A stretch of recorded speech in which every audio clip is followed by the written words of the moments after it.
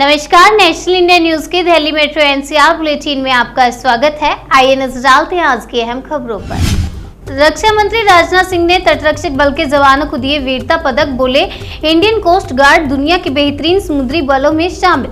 भारतीय तटरक्षक के अलंकरण समारोह में रक्षा मंत्री राजनाथ सिंह ने कहा कि अवैध हथियार और नारकोटिक्स ट्रैफिकिंग के खिलाफ चलाए गए भारतीय तटरक्षक के अभियान सराहनीय है। कांगो में नदी में पलटी सैकड़ों यात्रियों से भरी नाव, पानी से बाहर निकाले गए 51 शव, 69 लोग अभी भी लापता। डेमोक्रेटिक रिपब्लिक ऑफ कांगो में हुए नाव हादसे के बाद 51 शवों को नदी से बाहर निकाल लिया गया है, बाकी की तलाश जारी है। मध्य प्रदेश के दमोह में घर में घुसा अनियंत्रित ट्रक, 4 लोगों की मौत। अनियंत्रित ट्रक सड़क किनारे कच्चे मकान में रात के 11 बजे उस वक्त घुसा जबकि घर के सारे लोग सो रहे थे। इस हादसे में 2 किशोर, एक नाबालिग और एक अन्य की जान चली गई।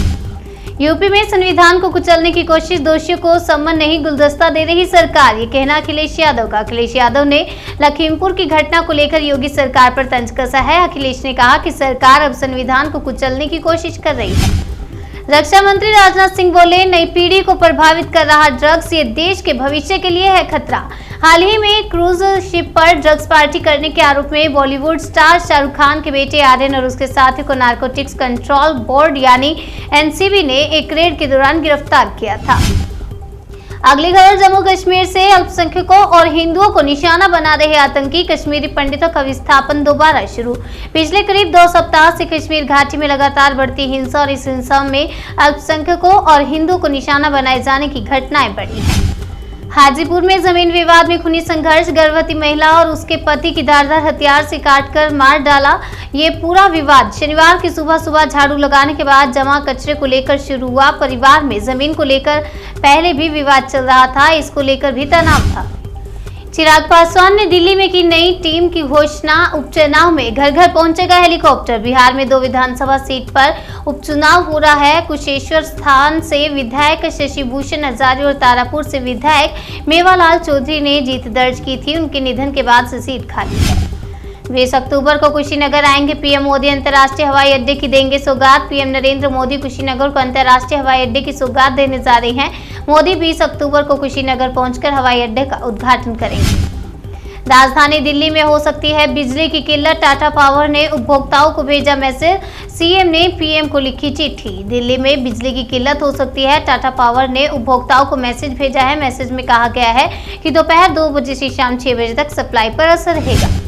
लखीमपुर हिंसा को लेकर फिर तनाव के हालात, मृतक किसानों की होगी अंतिम अरदास, जारी किए पोस्टर। दरअसल लखीमपुर खीरी की तिकुनिया घटना को लेकर बीकेयू नेता राकेश टिकैत ने देश और राज्य सरकार को अल्टीमेटम दिया है। टिकैत ने चेतावनी दी थी कि संघर्ष में मारे गए किसानों की संयुक्त प्रार्थना सभा एक केंद्रीय गृह राज्य मंत्री अजय कुमार मिश्रा टेनी को बर्खास्त किया जाए।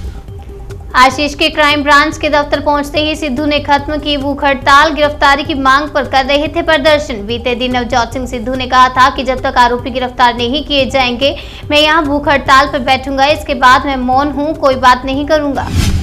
6 राज्यों में फार्मास्यूटिकल ग्रुप के 50 ठिकानों पर इनकम टैक्स की रेड, 42 करोड़ रुपए बरामद। 6 राज्यों में 50 ठिकानों पर की गई छापेमारी में इनकम टैक्स डिपार्टमेंट ने करीब 142 करोड़ रुपए बरामद किए हैं। ये छापेमारी हैदराबाद स्थित फार्मास्यूटिकल समूह के ठिकानों पर की गई।